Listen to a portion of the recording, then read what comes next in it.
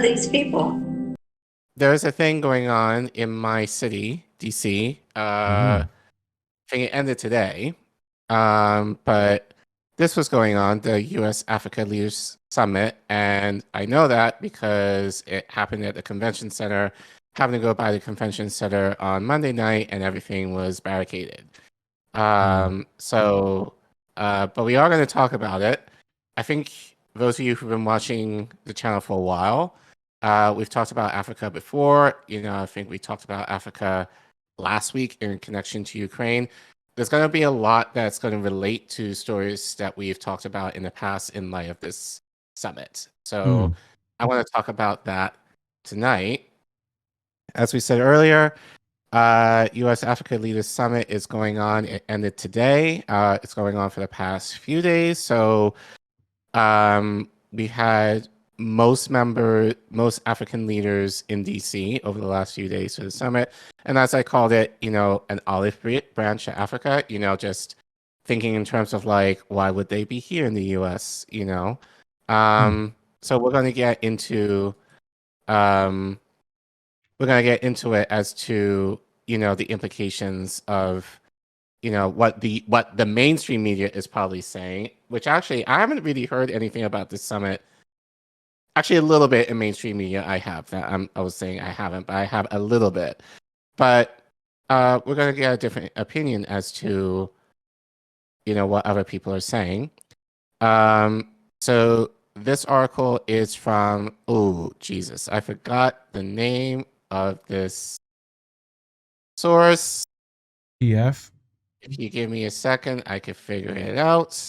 Yep. Um, 1 Mississippi. 2 Mississippi. no, don't do that. 3 Mississippi. You saying pressure is not good when you're trying to find things? Pressure is good, but like not like this, especially when you're live. Because then I get all in the feelings and but it's the by nervousness and Julie Varughese. That's an interesting yeah. name. Oh, actually, this is what I'll do. I'll just check because we have it in the thing. Toward Freedom, there we go. So that's a new publication, at least to me, that you shared. So as you know, all of our articles that we reference are in the description. Should have done that first. Yep. And this article was written by Julie Vargas. Varughese, I would think. Oh, sorry. Whatever.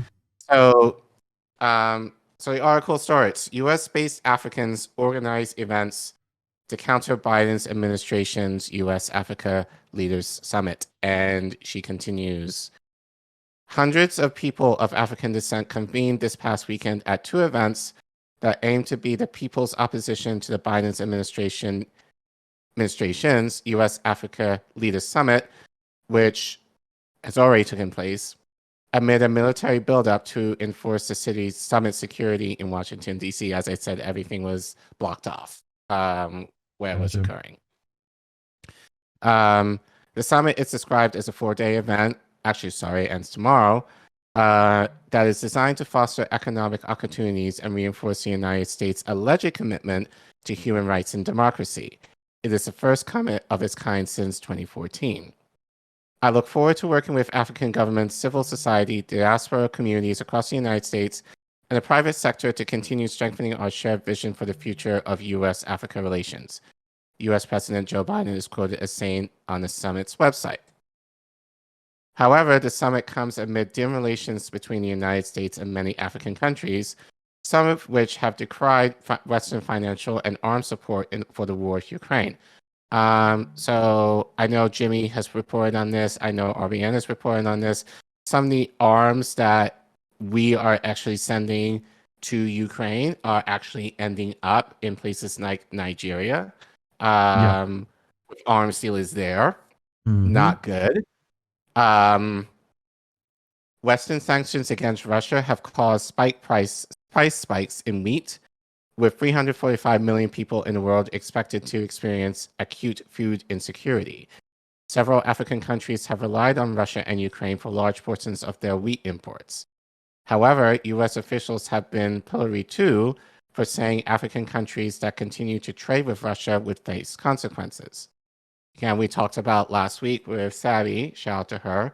You know, we read an interview from the socialist leader in Zambia, who basically was like, we want to remain neutral in this whole Russia, Ukraine.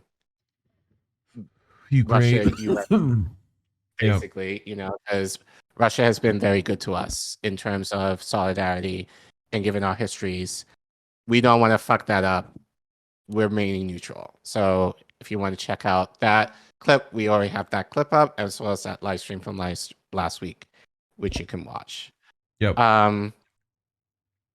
Speakers at both counter events said the Biden summit is really a U.S. attempt to maintain control over the African continent. Nefta Freeman, an organizer with Pan-African Community Action and a member of the Black Alliance for Peace Coordinating Committee, spoke December 10th at the Global Pan-African People's Intervention on the U.S.-Africa Needed Summit. The Global Pan-African Congress organized the event at Howard University School of Social Work in Washington, D.C. Freeman read aloud a December 9th statement the Black Alliance for Peace issued. So actually, he did one better. There's actually video of this. Nice. So it's a little over 8 minutes. Just under, actually. So we're actually going to play it right now, just to see what they're saying. Cool. So I got you. Thank you. Oh, it might have worked this time, though. They attack Eritrea and Zimbabwe, who they did not invite, and pretend that the U.S. has honorable, helpful plans for Africa. They do all of this to hide the real U.S. role in Africa and give legitimacy to the U.S. interests they've come to serve. On the heels of Human Rights Day, which is held every December 10th, today is Human Rights Day, they convene to undermine the human rights of African people while ignoring the historical record of the U.S. in Africa and the geostrategic interest it is committed to upholding. The proceedings, side events, invitations, and public relations campaigns are designed to secure greater control of Africa's abundant resources for U.S. national interests and the interests of international finance capital. The U.S. claims that this summit will, quote, demonstrate the United States' enduring commitment to Africa and will underscore the importance of U.S.-Africa relations and increased cooperation on shared global priorities, end quote. The Black Alliance for Peace steps forward to expose such statements as disingenuous lies meant to cover up the United States' malicious intentions. Historically, the United States historically, the United States was and is the primary beneficiary of the genocidal capture, transshipment, and enslavement of African people, which is responsible for the presence of Black people in the United States today. At every turn, the USA has attacked, vilified, and tried to destroy every effort to free African people from various forms of oppression and exploitation. The U.S. worked hand in hand with the white supremacist European colonization of Africa, and when the people's resistance became too much for Europe to control, the U.S. took over as the new colonial masters by establishing the neo-colonial, neoliberal strategy that they come here to strengthen. Since the end of World War II, both the Democrats and Republicans have engaged in a vicious process of destabilizing African liberation movements and undermining African sovereignty. Democratically elected leaders such as Patrice Lumumba of the Congo were assassinated by the CIA. Kwame Nkrumah of Ghana was overthrown in a CIA-orchestrated coup. These are only two of many who fell victim to U.S. government meddling. The U.S. waged a proxy war in the Congo with the assistance, which you just heard my brother Maurice talk about. Proxy war in the Congo with the assistance of Uganda and Rwanda, and in Somalia and Ethiopia from 2006 to 2009, followed by sustained drone attacks of Somalia under the guise of fighting extremists. The U.S.-led NATO war demolished Libya murdered Muammar Gaddafi and killed thousands of Libyan citizens who they claimed to be protecting. The need to understand and make the connection between what happens in Africa and what happens to black people in the United States is paramount. The same forces that killed Gaddafi also killed Malcolm X, Martin Luther King, and Fred Hampton. The same U.S. intelligence agencies that overthrew the governments in Africa destroyed civil rights organizations like the Student Nonviolent Coordinating Committee and Black Power organizations like the Black Panther Party. When we see these links, we can see the U.S. African Leaders Summit is about U.S. domination of Black and African people everywhere. Today, the U.S. Africa Command, AFRICOM, partners with 53 of the 54 countries on the continent of Africa, for the sole purpose of robbing Africa of its resources and exploiting the labor of the African masses. In one form or another, hegemony of Africa has been the policy of the USA for centuries, and there is no reason to believe that these policies and practices will change as a result of this farcical U.S. African Leaders Summit. One clear goal of the U.S. Africa Leaders Summit is to challenge the inroads of the People's Republic of China and to a lesser extent the Russian Federation have made what they've made on the continent. The Democrat, Republican parties and their corporate bosses want to halt the regional cooperation initiated in the Horn of Africa since 2018. They want to undermine anti-France and pro-Russian expressions among the people in countries like Mali, Guinea, and Burkina Faso, which are also invoking the legacy of revolutionaries like Modibo Keita, Sekou Touré, and Thomas Sankara. The Black Alliance for Peace wants to draw particular attention to the complicity of the mostly Democratic Party Congressional Black Caucus members over the role of the U.S. federal government in Africa. These people who claim to represent the interests of black people in the USA and the U.S. sit quiet in active dereliction of their professed purpose to safeguard the rights and interests of black and oppressed people. The Congressional Black Caucus are in cahoots with the African leaders who serve as the face of capitalism in the U.S. and imperialism in Africa. They are looking for cover in the U.S. Africa Leaders Summit. Over the next week, they will wine and dine African leaders, make speeches, convene events, and make backdoor, under-the-table deals for the U.S. neocolonial, white supremacist, patriarchal order. This summit is an insult to the people of African descent inside and outside of Africa and must be condemned in the strongest possible terms. In contrast, the Black Alliance for Peace is holding an anti-imperialist week of action. We have a table out there where there's information about it and other positions. We also have a statement that we devised about the summit, and it's out on the table. The week of action is to raise awareness about related to the real issues that must be addressed about U.S.-Africa relations. We do not seek a place at the table and believe that the table should be turned over. The Black Alliance for Peace calls for the dismantling of NATO, AFRICOM, and all imperialist structures. Africa and the rest of the world cannot be free until all peoples are able to realize the right of sovereignty and the right to live free of domination.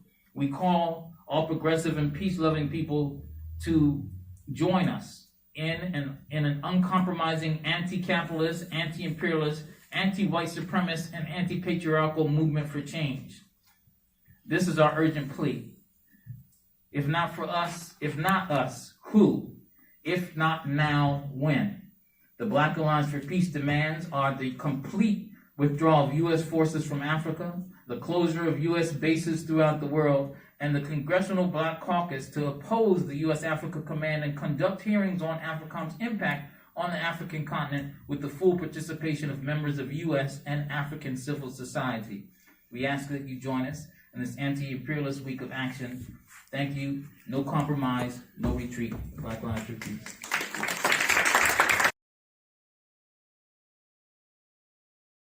Oh, So, great stuff. so actually, Human Love Solidarity, friend to the show, she just sent in the chat. Black Alliance for Peace is a nonprofit organization based in the United States that's focused on human rights from an anti-war, anti-imperialistic perspective. Perspective. Yep. Perspective. So yeah, you can tell, obviously from, what they were saying, that they're speaking from an anti-imperialist lens. But earlier this year, oh, they attacked no, Yeah, it does that. no. Yep, I got you. There Oh, you go. okay, I think I got it to the next slide. Yeah. So any thoughts, Reef, before we continue? Interesting that he mentioned like patriarchal stuff in there. Yeah, Like there's not even a lot of African countries that focus on that, right, issue. right. And I will go into this, but there were several countries, African countries, that were not invited to this summit. Okay. Mostly because, they're, I'm going to say it in my words, but basically essentially too radical, Ooh. for, so that kind of gives you an impression of the African leaders who choose to be there, and, and just, yeah. So I think it's just the idea of like these African leaders who are there, you have to kind of question what are they there for, Yeah. So, but anyway, to continue, so if you want to go back to the slides. Yep. So the Black Alliance for Peace recognizes the U.S. African Leaders Summit, the organization states, as nothing more than collusion between neo-colonial powers and U.S. attempts to advance and maintain dominance over the continent, which you heard already. So actually, so these are their actions that were taking place throughout the week, and I think they will actually end on Friday. In contrast, the Black Alliance for Peace is holding an anti-imperialist week of actions to raise public awareness related to the real issues that should be on the agenda for discussion at the U.S.-Africa Leaders Summit. BAP calls for the dismantling of NATO, AFRICOM, and all imperialist structures.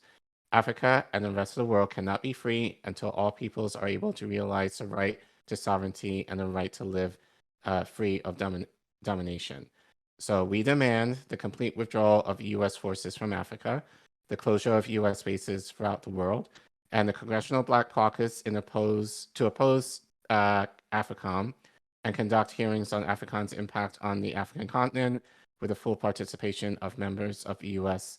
and African civil society. So I think about now, maybe a month ago, I did, I forgot the name of the journalist, but he did essentially an expose on AFRICOM. Basically, he's been involved in trying to figure out how many bases there actually are on the continent in Africa. And as of now, we don't know.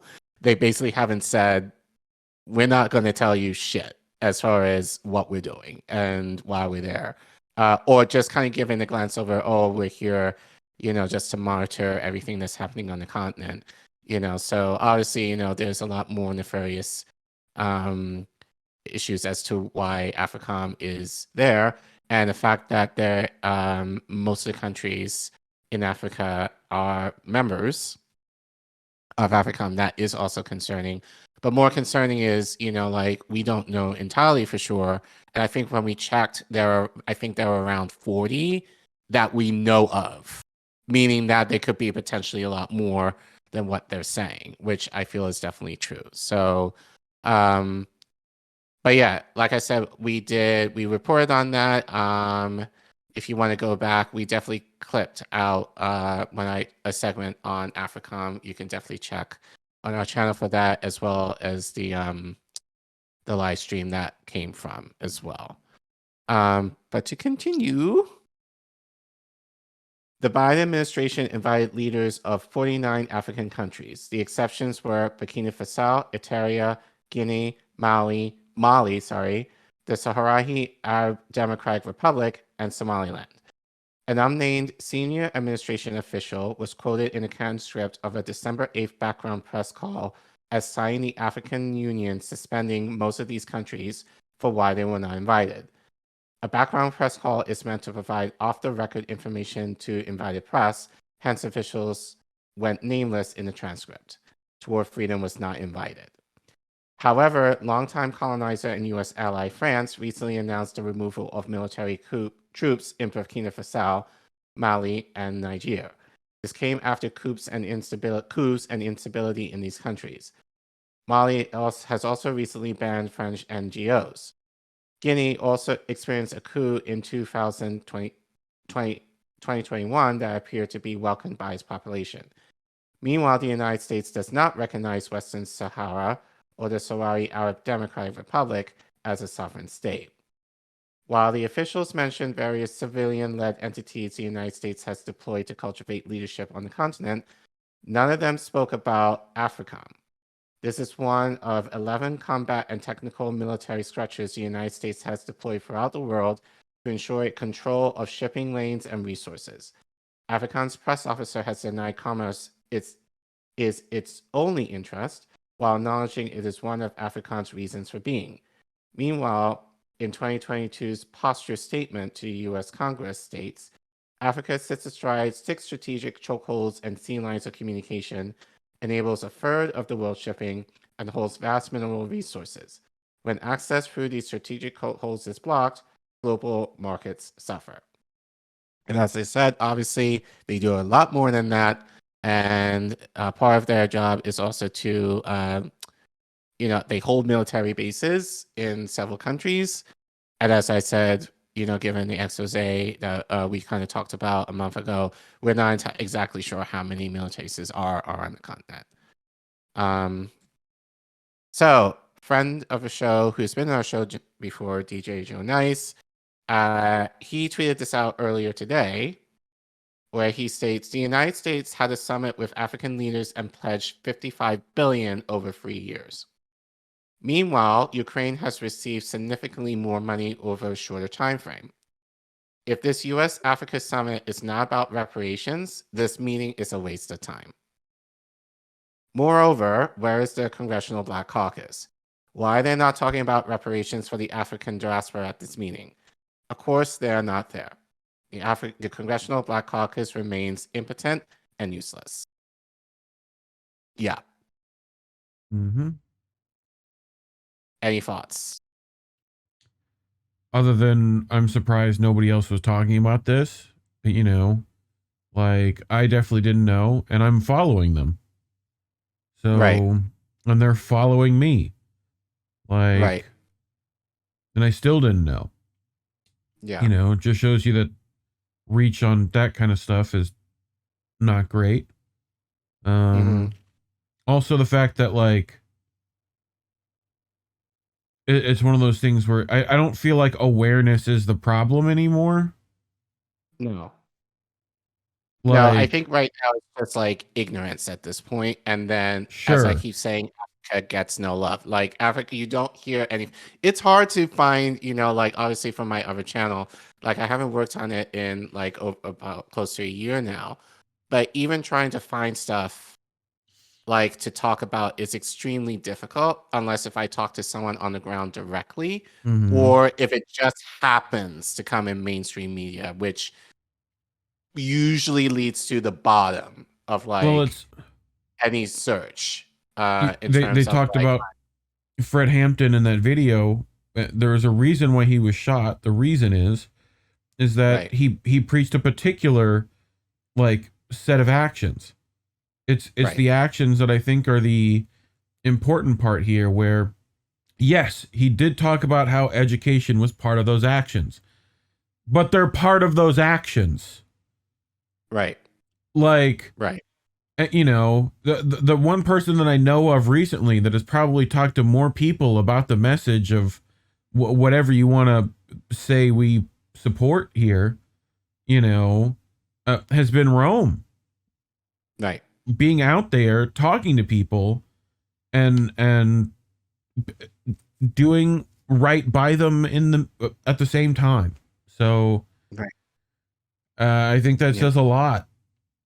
Right. The fact that the Uhuru movement, the CIA busted them a few months ago, all of it, it's just a lot of the stories that we kind of reported on, it's just kind of, and war, that I'm going to talk about a little bit later in my next segment, it just Well, all kind of relates.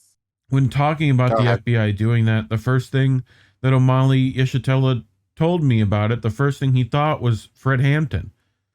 And it's like, I don't need to hear more than that. I knew what he meant. That guy was shot through the wall by the FBI. Right. And he was thinking about his like wife and family, and like that sucks. That because he who's been doing actions for his country and countrymen and like fellow man, he is then raided. Like they're popping flashbangs in his windows. Right. Like flying drones by his head. Like this is it. I just had a thought, and it's kind of morbid, but but I think this is just more of a reason why, for people like me who has more of a multicultural background. Yeah. Because I'm pretty sure, and the thing is, unfortunately, a lot of African leaders, they do not know the stories that I think at least that we kind of talk about and RBN talks about, as far as Fred Hampton, Malcolm X, MLK, even Kwame Ture, who we talk about frequently. I feel like or at least if they do, it'd be a very Windows surface level knowledge of our revolutionary figures in the West. Mm. If there was more awareness of those figures on the African continent and how it ties to the issues that are happening in many of these African countries currently, given a lot of the coups, a lot of destable governments, a lot of puppet governments being set up by the West, often than not by the hands of the African leaders who are in those countries. Either one or two things will happen. Either, they won't come, to a summit like this, or they would ask for demands as far as, which is what DJ Joe Nice kind of mentioned. They'll be asking for demands in terms of like, how there could be like economic and social justice in terms of like what's happening in Africa right now on the continent as a whole, and how the implications of what has happened in the past in terms of imperialism and neo-colonialism has impacted, I think you're starting to see more of that for sure. Right. I see plenty of African leaders that went to COP27 to do exactly that. I think you are seeing a shift in this multipolar situation where, African countries are saying that they have a voice and are willing to say that they have demands. They're not just, and the West is still trying to dictate what all that should be. So, and plenty of those same leaders who pushed actions as opposed to, like you have to organize over what you're for.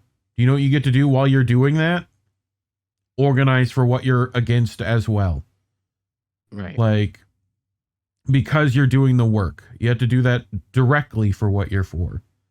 Right. So I just feel like for me, looking at this, there has to be, and unfortunately, given, relationships, with Black Westerners here and then in Africa, in general, I would argue, and this is my personal, just for what I've experienced and what I kind of see, is not the best.